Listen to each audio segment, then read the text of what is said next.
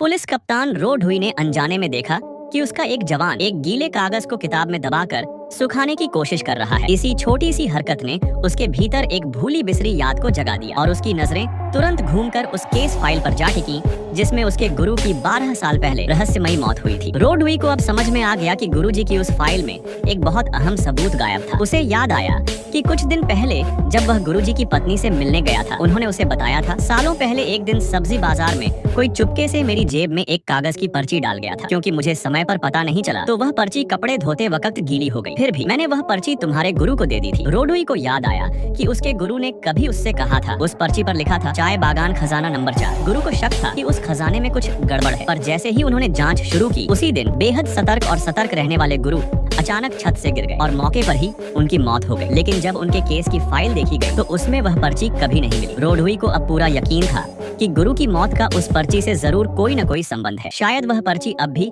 उनके अध्ययन कक्ष की किसी किताब में दबी हुई हो। वह तुरंत गुरु के घर पहुंचता है। खुशकिस्मती से पिछले कई वर्षों से उस कमरे को किसी ने नहीं छुआ था। वह वैसा ही रखा था जैसे गुरु के समय था। रोडहुई ने किताबों की अलमारी खोली और अंदर की सारी किताबें निकाली। वह एक एक किताब को ध्यान से पलटने लगा और आखिरकार उसे एक किताब में वही पर्ची मिल गई। पर्ची पर बड़े बड़े शब्दों में लिखा था चाय बागान खजाना नंबर 4। गुरु की पत्नी ने पक्के तौर पर कहा, हाँ यही वही पर्ची है। अब रोडहुई को यकीन हो गया कि यह वही सबूत था जो उसके गुरु ने जानबूझकर छिपाकर रखा था ताकि एक दिन कोई इसे खोज निकाले। वह तुरंत उस कागज को फॉरेंसिक जांच के लिए भेजता है, लेकिन कोई अंदाजा नहीं था कि यह जांच एक बहुत बड़ा रहस्य खोलने वाली थी।